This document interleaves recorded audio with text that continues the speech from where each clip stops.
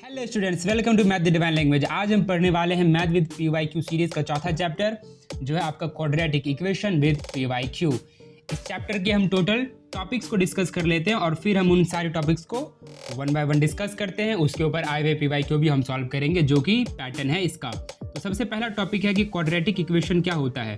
तो जो सबसे पहला टॉपिक आपका वो है क्वाड्रेटिक इक्वेशन हम किसको बोलते हैं। दूसरा हम देखने वाले हैं सॉल्व हम क्वाड्रेटिक इक्वेशन को कैसे करेंगे। तीसरा हम देखने वाले हैं एक फॉर्मूला जिसको हम बोलते हैं क्वाड्रेटिक फॉर्मूला। और जो चौथा कॉन्सेप्ट होगा वो होगा आपका नेचर ऑफ रूट्स का। तो वन बाय वन हम इन सारे टॉपिक्स को टच करेंगे और बहुत ही ईजिली आपको समझ आ जाएगा और इतना अच्छा चैप्टर है कि आपको मज़ा आ जाएगा, लिटरली है। तो जो आपका सबसे पहला कॉन्सेप्ट है वो है आपका व्हाट इज़ क्वाड्रेटिक इक्वेशन। तो अगेन इस चीज़ को समझने के लिए हम चलेंगे अपने चैप्टर 2 में, जहाँ पर हमने डिस्कस किया था क्वाड्रेटिक पॉलिनोमियल के बारे में। क्या था क्वाड्रेटिक पॉलिनोमियल, कमेंट में बताओ आप लोग। जी हाँ, कि p of x ax square plus bx plus c। ठीक, उसके बाद हमने पढ़ा था लीनियर इक्वेशन के बारे में उसके नेक्स्ट चैप्टर में। उसमें क्या था, मेरे पास एक इक्वेशन होता था ax plus by plus c और वो हो जाता था इक्वल में 0। तो देखिए हम क्या करने वाले हैं इस चैप्टर में, कुछ नहीं करेंगे, इसका हम क्वाड्रेटिक ले लेंगे और इसका हम इक्वेशन ले लेंगे और दोनों को मिला के हम बना देंगे क्वाड्रेटिक इक्वेशन। तो क्या आप गैस कर सकते हैं क्या बनेगा। जी हाँ, पॉलिनोमियल तो पॉलिनोमियल रहेगा, बट इक्वेशन जैसे मैं उसको बनाऊंगा तो p ऑफ x बन जाएगा मेरा 0, है ना। तो ये बन गया आपका ax square plus bx plus c is equal to 0 where a must not equal to 0। ठीक है, a आपके 0 के बराबर नहीं होना चाहिए। तो कुछ भी चीज़ अगर आपको इस तरह से दिखता है उसी को हम बोलते हैं क्वाड्रेटिक इक्वेशन। बस सिंपल सी बात है। तो इसके बेस पर आप पाएंगे जो आपका एक्सरसाइज 4.1 है, इसके बेस पर बहुत सारे क्वेश्चन वहाँ पर दिए गए हैं। तो लेट सॉल्व दोस क्वेश्चंस। जैसे कि जो फर्स्ट क्वेश्चन दिया हुआ है वो है आपका x प्लस 1 का whole square is equal to 2x minus 3। तो क्वेश्चन पूछ रहा है कि बताएं क्या ये क्वाड्रेटिक इक्वेशन है। तो क्वाड्रेटिक इक्वेशन निकालने के लिए हम क्या करेंगे, इसका फॉर्मेट होना चाहिए ax square plus bx plus c equal to 0। इस फॉर्मेट में अगर ये है तो मैं बोलूँगा ये क्वाड्रेटिक है। तो क्या है ये फॉर्मेट, जहाँ पर एक वेरिएबल है x नाम का, यानी कि एक ही वेरिएबल है, मैक्सिमम पावर है उसका 2, यानी कि डिग्री है 2। मैं बार बार ये चीज़ आपको बता रहा हूँ ताकि आपके दिमाग में बैठ जाए कि डिग्री और पॉलिनोमियल किस टाइप का बहुत बार ना आता है इसके बीच में। तो इसको करने के लिए हम क्या करेंगे, इसको सॉल्व करेंगे। तो x प्लस 1 का होल स्क्वायर को जब हम सॉल्व करेंगे 2x माइनस 3 तो आपको मिलेगा a प्लस बी का होल स्क्वायर का फॉर्मूला यहाँ पर लगेगा ना, है ना, a प्लस बी का होल स्क्वायर, जो कि हो जाता है आपका a square plus 2ab plus b square. तो यहाँ से हो गया आपका a स्क्वायर प्लस 2ab, तो ये हो गया आपका 2x। और ये इसको सॉल्व करेंगे 2x माइनस 6, एक्स स्क्वायर हो गया, यहाँ पर 2x है, इस साइड से 2x को मैं इधर की तरफ ले जाऊँगा तो माइनस 2x बन जाएगा।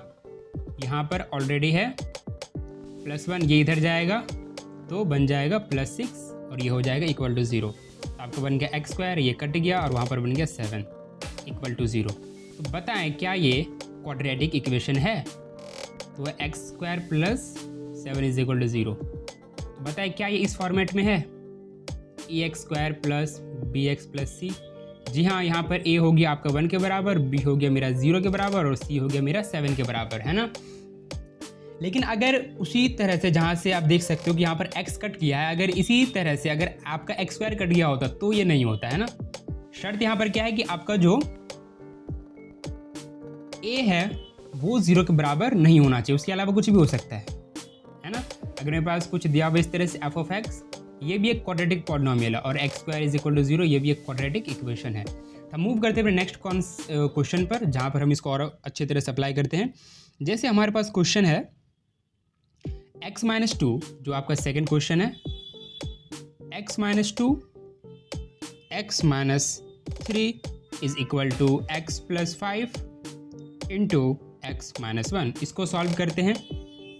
हमें क्या बताना है, ये क्वाड्रेटिक है, तो क्या करना होगा, अगेन हम इसका फॉर्मेट क्या हो जाना चाहिए, इसका फॉर्मेट होना चाहिए a x square plus b x plus c is equal to 0। वहाँ पर ए 0 के बराबर नहीं होना चाहिए। तो जब हम इसको सॉल्व करेंगे तो क्या करेंगे, इजीली हम मल्टीप्लाई करेंगे अंदर में, तो एक आपका बनेगा एक्स स्क्वायर, ठीक, फिर आप मल्टीप्लाई करोगे तो बनेगा आपका -3x, फिर -2x प्लस 6, इसी तरह से इधर की तरफ x square minus plus 5x,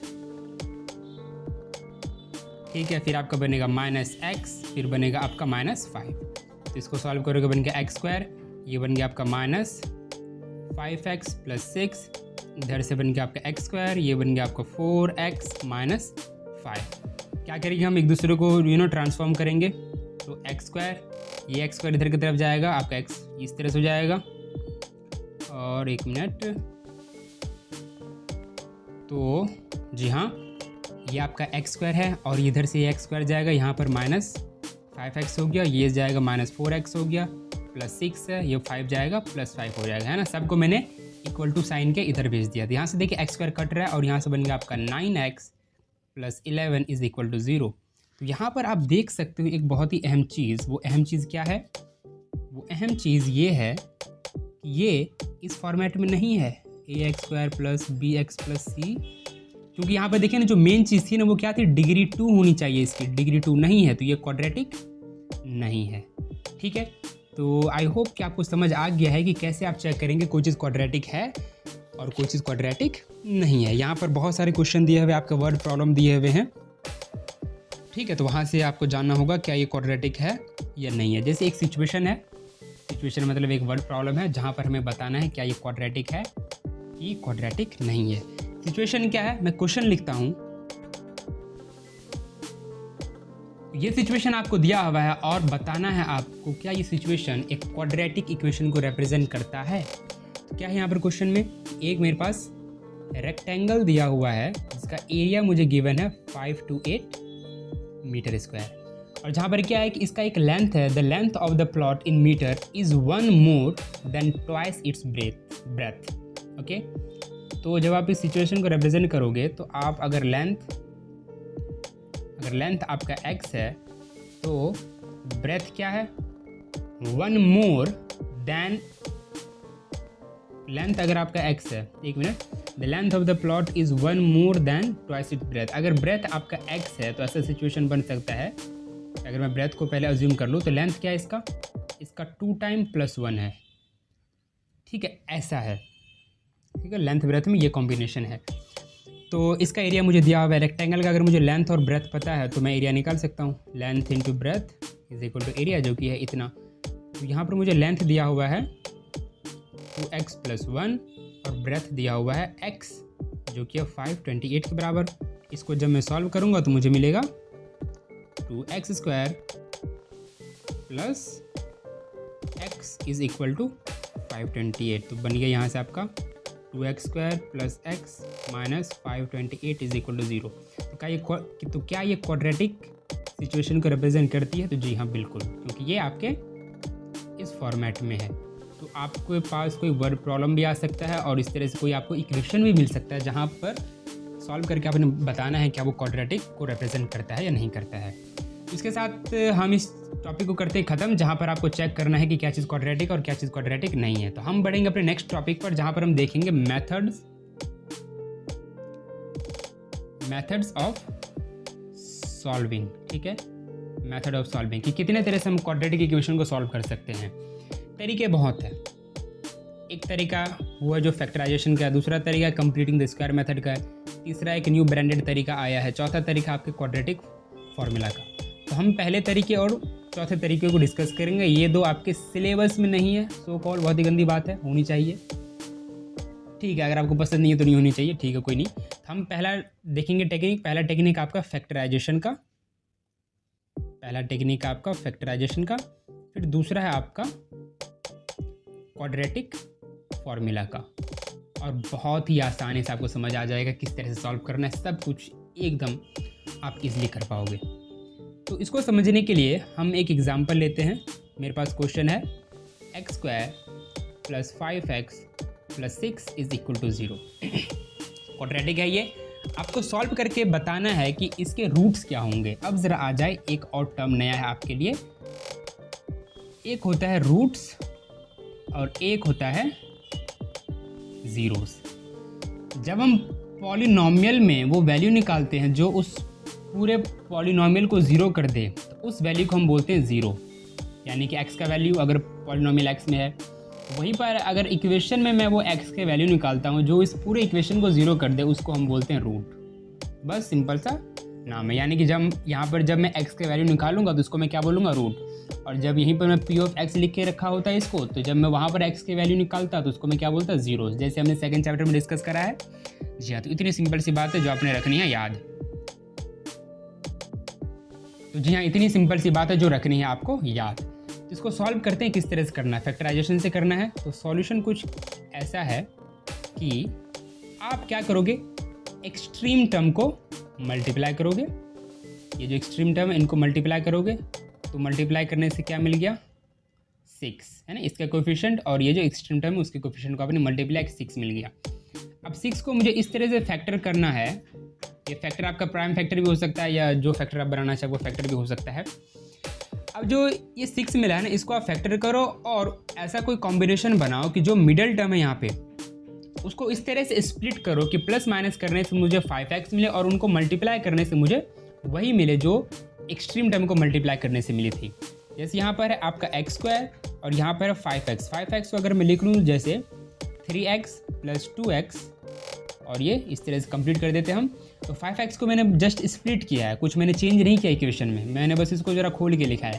तो 3x + 2x जब आप इनको ऐड करेंगे तो ऑब्वियसली आपको 5x ही मिलेगा, जो कि मिल रहा है आपको यहाँ पर। अब देखिए, जब मैं इनको मल्टीप्लाई करता हूँ ना 3 × 2 तो आपको 6 ही मिलता है, और जो मुझे इनके एक्सट्रीम टर्म को मल्टीप्लाई करने से मिला था, है ना, जो मुझे एक्सट्रीम टर्म को, ये टर्म एक्सट्रीम टर्म को मल्टीप्लाई करने से जो मुझे मिला था वही मिल रहा है यहाँ पर। तो यही है फोकस करने वाली चीज़। अब कुछ नहीं करना है, 2-2 का पेयर बनाओ आप, ठीक है, 2-2 का पेयर बनाओ और इनमें से कॉमन निकालो। जैसे इन दोनों में मैं कॉमन देखना चाहूँ तो क्या है कॉमन, x कॉमन है इनके अंदर। तो यहाँ से x ले लिया, यहाँ से भी x ले लिया, तो इसका बच गया x, इसका बच गया +3। इनमें कॉमन देखूँ तो 2 मुझे कॉमन नज़र आ रहा है, अंदर में इसका बच गया x और उसका बच गया 3।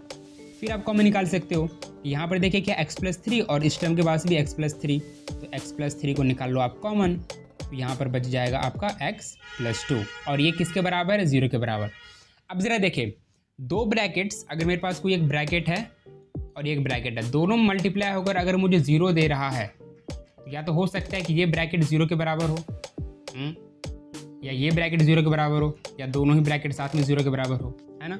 इसलिए हम क्या करेंगे, x + 3 को भी 0 के इक्वल रखेंगे और x + 2 को भी 0 के इक्वल रखेंगे, और यहाँ से हमारा x का वैल्यू मिल गया -3 और यहाँ पर मिल गया x का वैल्यू -2। तो आप मान सकते हो अल्फा = -3 और यहाँ पर बीटा = -2। इस तरह से हम इसको अज्यूम कर सकते हैं। तो ये आपका मिडिल टर्म स्प्लिटिंग मेथड, और इसको हम फैक्टराइजेशन मेथड भी बोलते हैं। 2 नाम है इसके, फैक्टराइजेशन मेथड और मिडिल टर्म स्प्लिटिंग मेथड, क्योंकि यहाँ पर हम मिडिल टर्म को स्प्लिट करते हैं। मिडिल टर्म स्प्लिटिंग मेथड, ठीक है। एक क्वेश्चन हम और लेते हैं जहाँ पर हम इसको अप्लाई करते हैं और इजी से हम इजीली हम देख पाएंगे कैसे हो रहा है। जैसे मेरे पास एक क्वेश्चन है x² + 4x + 4 = 0। यहाँ पर अगेन वही ट्रिक लगाना है मुझे। क्या करना है, पहले एक्सट्रीम टर्म के कोएफिशिएंट को मल्टीप्लाई करना है। तो 1 × 4 कितना हो गया, 4। फिर इसका फैक्टर बनाऊंगा मैं, तो 2 का फैक्टर बनाया है, और मिडल टर्म को आप इस तरह से स्प्लिट करो कि ये फैक्टर होने के बाद, ये स्प्लिट होने के बाद प्लस माइनस होकर 4x मिले और मल्टीप्लाई होकर भी जो एक्सट्रीम टर्म को मल्टीप्लाई करने से मिला वो मिले। तो x² मैं इसको बना सकता हूँ 2x + 2x + 4 = 0, ठीक है। प्लस करूँगा दोनों को, 4x मिलेगा, मल्टीप्लाई करूँगा तो 4 मिल रहा है, जो कि इनको मल्टीप्लाई करने से मिल रहा है। यहाँ का 1 और यहाँ का 4 है ना, 4 ही मिल रहा था ना। अब क्या करें, पेयर बना ले आप, इनमें से कॉमन निकाल ले। इसका बच गया x और इसका बच गया आपके पास 2। यहाँ पर कॉमन है 2 और यहाँ पर है आपका इस तरह से आप फैक्टर बना लोगे। दोबारा यहाँ पर कॉमन निकाला जा सकता है। इस टर्म के पास x+2 कॉमन है, x+2 यहाँ पर भी 2 आएगा, ठीक है, और यहाँ पर भी है x+2। तो x+2 जरा गैप नहीं आ गया x में इतना ज़्यादा, ठीक है, x+2 कॉमन निकाल सकता हूँ, तो इसका बच जाएगा x और सामने वाला का बच जाएगा 2। अगेन दोनों को मैं इक्वेट करूँगा 0 के, क्योंकि मुझे नहीं पता कि कौन सा ब्रैकेट है जो 0 है, इसलिए यहाँ से आपको x की वैल्यू मिल गया -2, यहाँ पर x का वैल्यू मिल गया -2, अल्फ़ा हो गया आपका -2 और बीटा हो गया आपका -2। इस तरह से आपने करनी है क्वेश्चन को सॉल्व। एक क्वेश्चन में थोड़ा डिफ़िकल्ट जिसको आप बोल सकते हो वो लेता हूँ, जो है आपका रूट वाला। तो जैसे मेरे पास एक क्वेश्चन है, तो हम अपने अगले स्लाइड पे चले जाते हैं।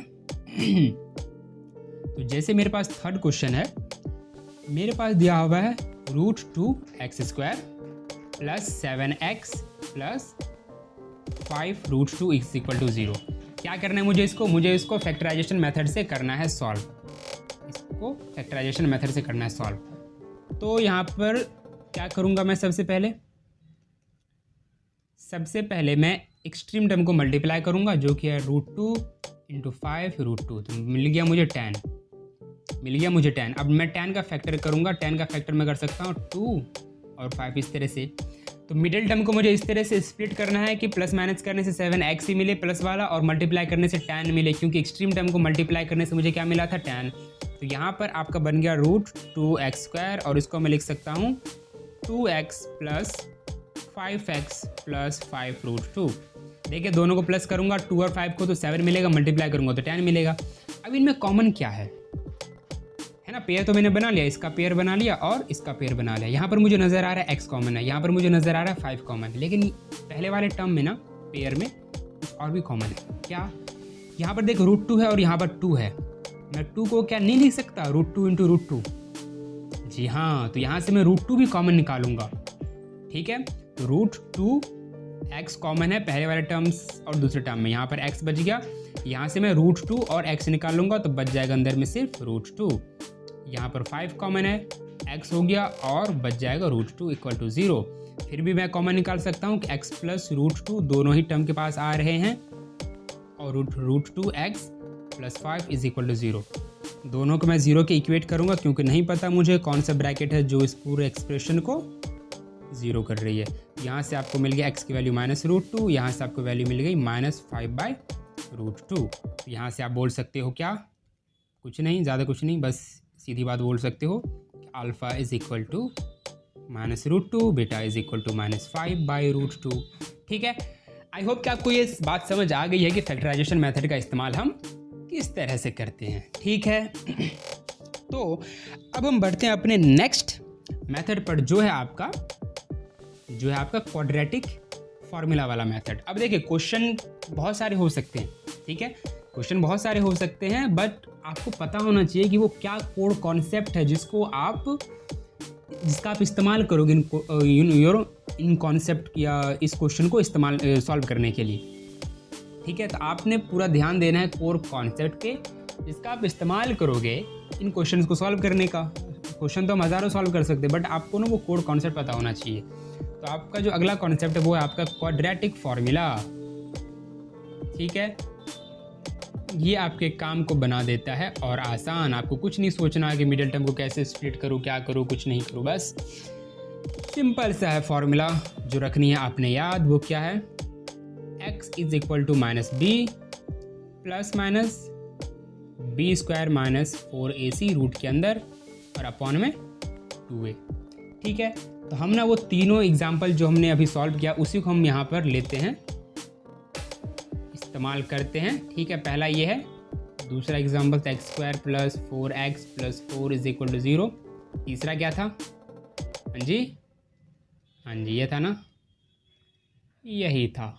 तो क्या करना है आपको, क्वाड्रेटिक क्वाड्रेटिक इक्वेशन तो है, मुझे क्वाड्रेटिक फार्मूला चाहिए ना, ये फार्मूला है, हाँ जी क्वाड्रेटिक फार्मूला। तो क्या करोगे आप, जो भी आपके पास क्वाड्रेटिक इक्वेशन है उसको आप पहले इससे कंपेयर करोगे, ax² + bx + c = 0। जैसे मैं कंपेयर कर रहा हूँ, लेट्स से x² + 5x + 6 = 0। तो यहाँ से आप क्या निकालोगे, इन सब के कोएफिशिएंट का वैल्यू निकालोगे। a is equal to 1, b is equal to 5, c is equal to 6 और आप रिक्वायर्ड प्लेस पे रख दोगे। b के जगह पर रख दोगे आप 5 प्लस माइनस हो गया b स्क्वायर यानी 5 के स्क्वायर 4 इंटू ए इंटू सी, तो a है 1, ये है 6, 2 इंटू ए, ये हो गया। यहाँ से आपका बच गया x -5 प्लस माइनस ये हो गया 25 माइनस 24 ब्रैकेट के अंदर नीचे में हो गया 2, तो यहाँ से हो गया आपका -5 प्लस माइनस अंदर में सॉल्व करके 1 बनेगा, ठीक है। तो रूट 1 कितना होता है 1, 2। अब देखिए ये ना 2 बार सॉल्व होगा, एक बार प्लस साइन के साथ सॉल्व होगा, एक बार माइनस साइन के साथ सॉल्व होगा। तो एक बार जब मैं प्लस के साथ सॉल्व करूँगा तो क्या मिलेगा मुझे -4/2 मिल गया मुझे -2। जब मैं माइनस साइन के साथ सॉल्व करूँगा तो मुझे क्या मिलेगा, ये हो गया -6 टू -3। देखिए वही आंसर मिला यहाँ पर, अल्फ़ा मेरा ये, बीटा मेरा ये। एग्जैक्टली हमने जब उस मेथड से सॉल्व किया था तो यही मिला था मुझे। तो इसी तरह से आपने सॉल्व करना है, ठीक है। जैसे मैं एक क्वेश्चन इसके ऊपर और करके दिखा देता हूँ आपको, ये थर्ड वाला, ताकि ताकि हर एक तरह की वैरायटी वाले क्वेश्चन आपको समझ आ जाए किस तरह से करना है, ठीक है। फिर आप खुद से ट्राई कर सकते हो। तो क्वेश्चन क्या है आपका, क्वेश्चन है √2x² 7x + 5 √2 इक्वल में 0। इनको क्या करना है, कंपेयर करना है ax² + bx + c is equal to 0 से। तो सॉल्यूशन में कहाँ पर आऊँगी, ये सॉल्यूशन का हिस्सा है, ये मैंने यहाँ लिख दिया है, ठीक है। ऑन कंपेयरिंग आप लिखोगे पहले, ऑन कंपेयरिंग आपका a हो जाएगा √2 के बराबर, b हो जाएगा 7 के बराबर एंड c हो जाएगा 5 √2 के बराबर। अब क्या करोगे, यूजिंग क्वाड्रेटिक फॉर्मूला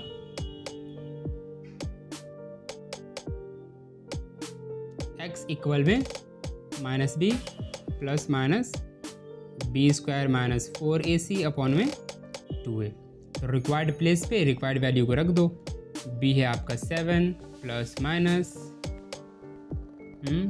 माइनस ये हो गया, यहाँ से आपका बन जाएगा b² के जगह पर 7 आ जाएगा, 7 का स्क्वायर हो गया 49, 4 इंटू a इंटू सी, तो a है √2 और ये है 5 √2, तो ज़्यादा खतरनाक हो गया।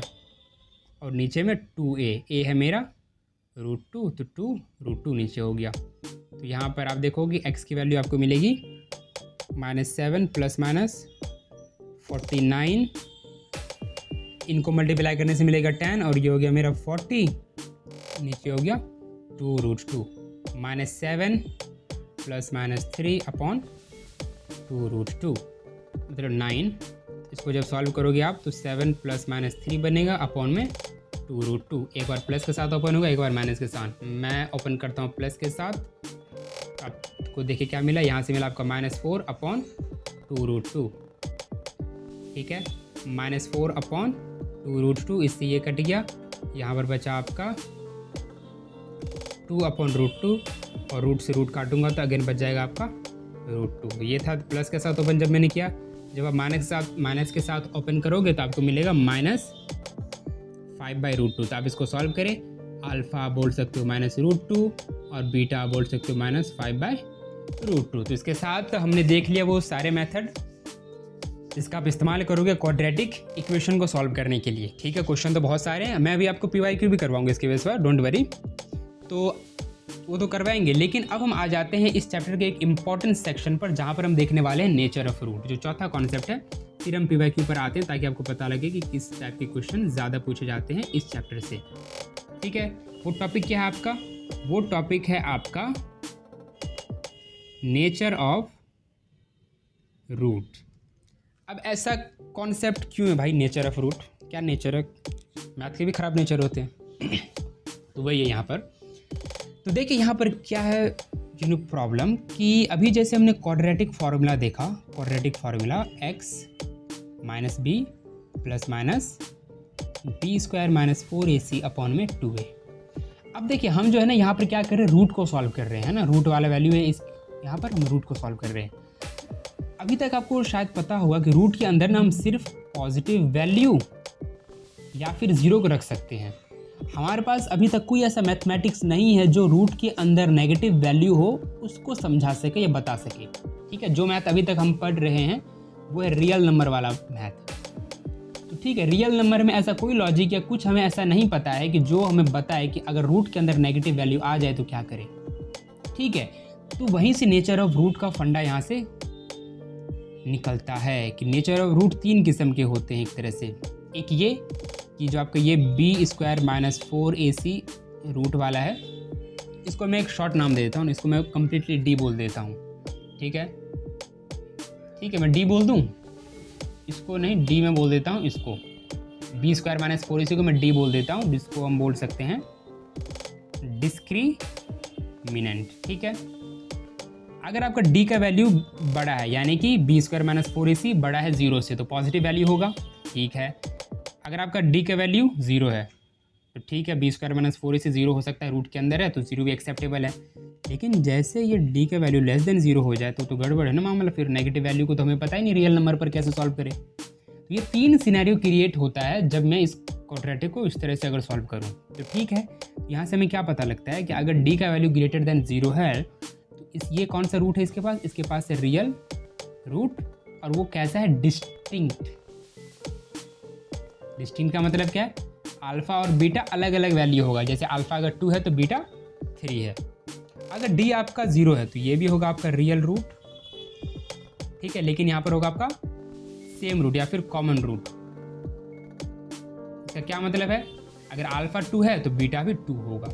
जी हाँ, कई बार आप देखते हो ना क्वाड्रेटिक आप सॉल्व करते हो और आपको दोनों ही वैल्यू सेम मिलती है, तो वहाँ पर जब आप उसका d निकालोगे ना तो आपको मिलेगा कि वो d तो 0 आ रहा है। ये तीसरा सिनेरियो है जहाँ पर हमारे पास नो रियल रूट, जहाँ पर हमारे पास हम बोलेंगे नो रियल रूट। ठीक है, तो यही है पूरी कहानी इसकी। जब आप ये पहला 2 सिचुएशन पढ़ोगे तो इसको हम बोलते हैं रूट एग्जिस्ट। यहाँ पर रूट एग्जिस्ट करता है और यहाँ पर हम बोलते हैं root does not exist. I hope ये बात समझ आ गई आपको, और मैं आपको एग्जैक्टली सेम चीज़ ग्राफ पर भी समझाता हूँ। ठीक है, तैयार हो? जी हाँ, तैयार हो तो चलते हैं, हम 3 ग्राफ बनाते हैं, बस सीधी लाइन बन जाए, बस यही तो एक मसला है, यहाँ पर सीधी लाइन बनती ही नहीं है। चलो, एक ये हो गया, दूसरा ये हो गया, तीसरा ग्राफ मैं बनाता हूँ यहाँ पर। तो देखें, सबको पता है कि जो रूट्स होता है वो कुछ नहीं, वो x का वो वैल्यू है जो उस पूरे इक्वेशन को बना देगा 0। तो वो वैल्यू कहाँ पर होगा, ऑफ कोर्स x एक्सिस पर होगी वो वैल्यू, है ना। ये आपके x एक्सिस, ये आपकी y एक्सिस, ये आपकी x एक्सिस, ये है आपकी y एक्सिस, ये है आपकी x और ये है आपकी y।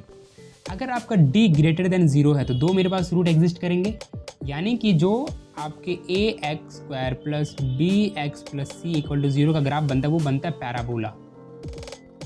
वो ग्राफ कुछ ऐसा दिखता है, ऐसा। तो यहाँ पर कैसा बनेगा, अगर d ग्रेटर देन 0 है तो ग्राफ कुछ ऐसा बनेगा कि x एक्सिस को ये 2 बार कट करे। ठीक है, एक वैल्यू कहलाएगा आपका अल्फ़ा, दूसरा वैल्यू कहलाएगा आपका बीटा। ठीक है, तो ऐसा ये दिखता है जब d आपका ग्रेटर देन 0 है तो वो ग्राफ ऐसा दिखेगा। अगर आपका d = 0 है तो ग्राफ ऐसा दिखेगा कि ये x एक्सिस को सिर्फ एक ही जगह पर टच करेगा, इस तरह से। वो भाई बढ़िया बन गया ये तो। हाँ, यहाँ पर क्या, d = 0, तो यहाँ पर टच कर रहा है यहीं पर, यही इसका अल्फ़ा है और यही इसका बीटा है, और इस तरह से कि अल्फ़ा बराबर में है बीटा के। ठीक है, यहाँ पर देखिए x एक्सिस को कट कर रहा है और x एक्सिस को टच कर रहा है, यही वो x की वैल्यू होगी जो इस पूरे एक्सप्रेशन को 0 कर देगी। लेकिन तीसरे में क्या है कि अगर आपका d लेस देन 0 है तो ग्राफ तो कुछ ऐसा बन रहा है, x एक्सिस को टच ही नहीं कर रहा, ग्राफ कुछ ऐसा बन रहा है, x एक्सिस को टच ही नहीं कर रहा, ऐसा बन रहा है। तो बता, यहाँ पर कोई ऐसा ग्राफ ही नहीं बन रहा है क्वाड्रेटिक इक्वेशन का जो इस x एक्सिस को टच करे। जब x एक्सिस को टच ही नहीं कर रहा तो वो वैल्यू कौन सा होगा जो उस पूरे को 0 कर देगा, तो हमें नहीं पता, क्योंकि रियल नंबर लाइन पे ऐसा कोई वैल्यू ही नहीं एग्जिस्ट करता कि जब डिस्क्रिमिनेंट लेस देन 0 हो तो उस तरह के क्वाड्रेटिक इक्वेशन में कोई वैल्यू डाली जाए और उसको 0 बना दिया जाए। जैसे यहाँ पर तो एग्जिस्ट करता है d = 0 और d = और डी ग्रेटर देन 0 में। तो ठीक है, तो यहाँ पर मैं बोलूँगा root does not exist, root does not exist. तो इसके बेस पर चले क्या करें कुछ सवाल हम? जी हाँ, चलते हैं। तो क्या कह रहा है ये क्वेश्चन? कह रहा है कि find the nature of the root, इनका नेचर निकालो, और अगर उसका रूट एग्जिस्ट करता है तो फिर रूट भी निकाल दो। तो नेचर निकालने के लिए हम क्या करेंगे? नेचर निकालने के लिए हम निकालेंगे डिस्क्रिमिनेंट। वो क्या है? डी। वो क्या होता है? B square minus 4ac। उसको निकालने के लिए हम क्या करेंगे? कंपेयर करेंगे a x square plus b x plus c equal to 0 को, जो इक्वेशन मुझे दिया हुआ है उससे। तो यहाँ पर मुझे ए की वैल्यू मिल गई 2, बी की वैल्यू मिल गई -3, सी की वैल्यू मिल गई मुझे 5। तो यहाँ से जब हम कंपेयर करेंगे तो आपको क्या मिलेगा? तो कुछ नहीं मिलेगा, सीधा हम देख लेते कंपेयर करके क्या मिलता है। बी स्क्वायर माइनस 4ac में अब इसको हम वैल्यू डालेंगे। यहाँ से आप b की जगह डालोगे -3 का स्क्वायर -4 × 2 × 5, तो ये हो गया 9 और ये हो गया 40। ओ भाई, ये तो आ रहा है -31 वैल्यू। तो ये देखिए जो d की वैल्यू है वो क्या आ रहा है? लेस देन 0 आ रही है, -31 लेस देन 0। तो यहाँ पर मैं क्या बोलूँगा? Root does not exist. तो यहाँ तो रूट एग्जिस्ट ही नहीं कर रहा, तो इसका क्या निकाले? आप इनको भी आप इसी तरह से चेक करें, है ना? इस क्वेश्चन पर निकाले। अगर d का वैल्यू ग्रेटर देन या इक्वल टू 0 है तो फिर आप क्या करेंगे?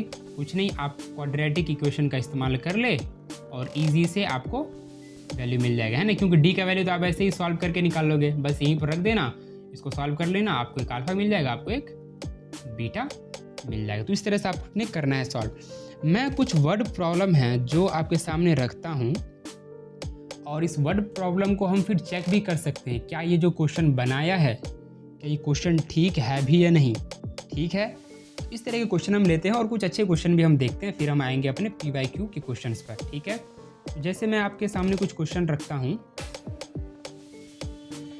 तो आप पढ़ सकते हैं इन क्वेश्चन में क्या करना है। ये क्वेश्चन क्या कह रहा है कि ये जो आपके पास एक्सप्रेशन दिए हुए क्वाड्रेटिक इक्वेशन, इनके पास 2 इक्वल रूट्स है, सो दैट, ये क्या लिखते हैं भाई? So that they have 2 equal roots. तो उसके मुताबिक आप यहाँ पर इनके k के वैल्यू बताइए। जो k यहाँ पर अननोन दिया हुआ है, इसका वैल्यू निकालें। ठीक है, तो क्या दिया हुआ है?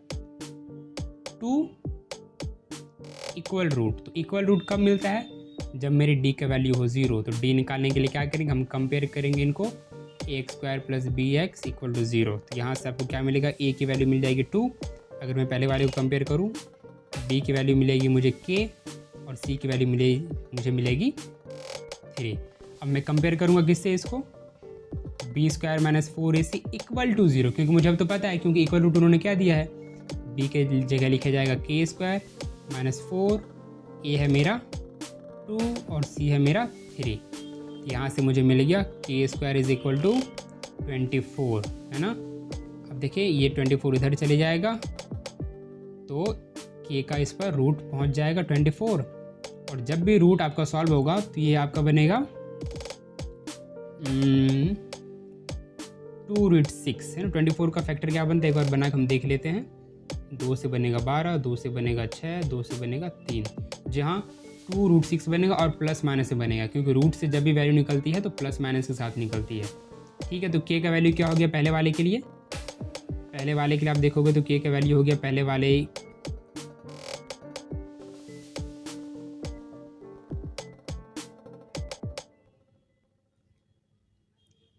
k का वैल्यू हो गया, एक हो गया 2√6 और एक हो गया -2√6। इसी तरह से आप एग्जैक्टली इसके साथ भी कर सकते हो। ये आपको क्वाड्रेटिक हो सकता है, नजर ना आए तो इसको कन्वर्ट कर लो, kx square minus 2kx plus में 0। तो यहाँ पर इसी तरह से आप कंपेयर करो और यहाँ पर इनकी k की वैल्यू निकाल लो। अब हम बढ़ते हैं कुछ वर्ड प्रॉब्लम पर, जहाँ पर हम उस चीज़ को अप्लाई करेंगे कि क्या वो वर्ड प्रॉब्लम क्वाड्रेटिक सिचुएशन को रिप्रेजेंट करता है या नहीं करता है। तो जैसे मेरे पास क्वेश्चन है, उसके लिए जैसे आप इस क्वेश्चन को पढ़ेंगे तो क्या कह रहा है? Is it possible to design a rectangular mango grove whose length is twice its breadth and the area is 800 metre. क्या ऐसा पॉसिबल है कि एक ऐसा रेक्टेंगुलर ग्रूव बने, आम का बगीचा जहाँ पर कि उसका लेंथ और ब्रेथ के बीच में ये रिलेशन हो कि लेंथ उसका ब्रेथ से 2 गुना हो और उसका एरिया फिर बने 800 मीटर स्क्वायर। तो क्या ये पॉसिबल है?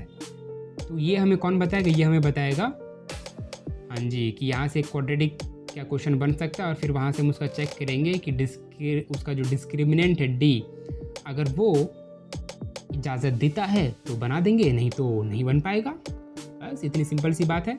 उसके लिए हम कहाँ जाएंगे? सॉल्यूशन में। तो लेंथ दिया हुआ है और ब्रेथ दिया हुआ है। अगर लेंथ x है तो ब्रेथ उसका कितना है? 2x। ठीक है, तो लेंथ इंटू ब्रेथ होता है मेरा एरिया और यहाँ पर सब कुछ गिवन है।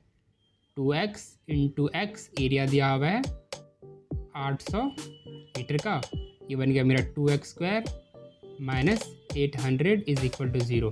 तो क्या पॉसिबल है? जी हाँ पॉसिबल है। यहाँ से आप d निकालोगे ना तो d आपको ग्रेटर देन 0 मिलेगा। आप निकाल के देख सकते हो, d आपको मिलेगा ग्रेटर देन 0। तो इसीलिए यहाँ पर आप जब इसका रूट निकालोगे तो आप यहाँ पर सॉल्व करोगे इसको, एक्स स्क्वायर कॉमन निकालो, ये 400 बच गया, तो फिर ये एक्स स्क्वायर हो गया, 400 उधर जाएगा, फिर इस पर चढ़ाओगे 400 का, तो x की वैल्यू आएगी आपकी प्लस माइनस 20। यानी कि अगर लेंथ इसका 20 मीटर है तो ब्रेथ है इसका 40 मीटर। दोनों को मल्टीप्लाई करो, आपको मिल जा रहा है 800 मीटर स्क्वायर। यानी कि इस तरह से डिज़ाइनिंग करना पार्क ही पॉसिबल है। यानी ये क्वेश्चन ठीक है। तो इस टाइप के क्वेश्चन आपसे पूछे जाते हैं इस चैप्टर से। तो अब हम आते हैं अपने सबसे इम्पोर्टेंट सेक्शन, जो है आपका PYQ सेक्शन। करते हैं सॉल्व कुछ सवाल। जैसे ये क्वेश्चन आपसे पूछा गया CBSE एग्जामिनेशन में, जो क्या कह रहा है, बहुत ही सिंपल सी क्वेश्चन है जो अभी हमने जस्ट सॉल्व किया। आपको पता लगेगा कि किस टाइप के क्वेश्चन CBSE पूछता है। तो ये देखिए डिस्क्रिमिनेंट के बेस पर ये क्वेश्चन है।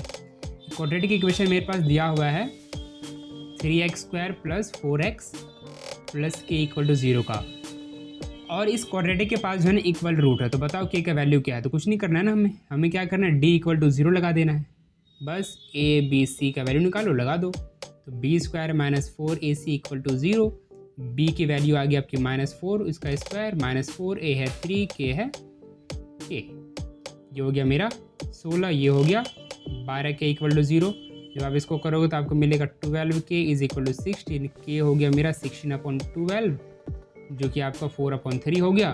तो k की वैल्यू आ गई आपकी 4/3। तो ये जो k होगा यहाँ पर आपका वो कितना है? 4/3। एक नंबर मिल गया आपको। और भी हम क्वेश्चन देखते हैं और आप पाओगे कि आप अमूमन इसी टाइप के क्वेश्चन आपको मिलेंगे। ठीक है, जैसे एक क्वेश्चन आपके पास है, ये आपका क्वेश्चन, और मैं चाहता हूँ कि इस क्वेश्चन को आप खुद से सॉल्व करें। यहाँ पर क्या करना है, कुछ नहीं करना, एक्जैक्टली सेम क्वेश्चन है। इक्वल रूट दिया हुआ है, d का वैल्यू 0 लगाओगे आप और निकालना है आपने p का वैल्यू। ठीक है, तो इस तरह से आप इस क्वेश्चन को आप खुद से सॉल्व कर सकते हो। और जब मैं आपको इस चैप्टर का PYQ करवाऊंगा कम्प्लीटली, जहाँ पर 50-60 क्वेश्चन होंगे, सिर्फ और सिर्फ PYQ का घंटों घंटों के वीडियोज़ होंगे, तो आप पाओगे कि आप 90% क्वेश्चन जो CBSE पूछता है ना 1 मार्क्स वाले सेक्शन में, वो इसी टाइप के क्वेश्चन होते हैं। वर्ड प्रॉब्लम भी होते हैं इसमें। तो वर्ड प्रॉब्लम अभी हम नहीं टच करेंगे, क्योंकि मैं चाहता हूं कि जैसे जैसे हमारा ये चैप्टर ख़त्म हो रहा है, आप एक्सरसाइज को भी धीरे धीरे ख़त्म करो। ठीक है, फिर हम एक NCERT सीरीज़ चलाएंगे, जहां पर हम NCERT के पूरा सारे क्वेश्चन को टच करेंगे, हर एक तरह से कंप्लीट करेंगे। फिर हम चलाएंगे RD शर्मा सीरीज़, फिर हम चलाएंगे RS अग्रवाल सीरीज़। ठीक है, इसके जस्ट बाद हम चलाएंगे PYQ सीरीज़। जब ये ख़त्म हो जाएगा तो फिर हम चलाएंगे लास्ट में इम्पॉर्टेंट सीरीज़। वो क्या होगा मैं आपको नोटिफाई कर दूंगा। तो ठीक है, अगर आप इस चैनल पर नए हो तो प्लीज़ आप इसको सब्सक्राइब कर दो, लाइक कर दो, शेयर कर दो अपने दोस्तों में, ताकि उन्हें भी पता लगे कि उनकी कुछ हेल्प हो सकती है। और काफ़ी अच्छे कंटेंट हम आपको डिलीवर करवाएंगे यहाँ से। तो इसी तरह के क्वेश्चन यहाँ पर पूछे जाएंगे आपसे। तो बस आपने कुछ नहीं करना है, आपने आना है, सॉल्व करना है। जो मैं पढ़ाता हूँ वो आपने देखना है, जो क्वेश्चन मैं करवाता हूँ वो आपने खुद से भी सॉल्व करना है। इसके साथ आप इजीली हर एक चैप्टर को मास्टर कर पाओगे। तो ठीक है, इसके साथ हमारा ये चैप्टर होता है ख़त्म। हम मिलेंगे अपने PYQ सीरीज़ में, जहाँ पर इस चैप्टर का डिस्कस करेंगे, PYQ सीरीज़। वीडियो अगर आपको अच्छा लगा तो प्लीज़ लाइक करें, सब्सक्राइब करें, शेयर करें। हम मिलते हैं अपने नेक्स्ट वीडियो में।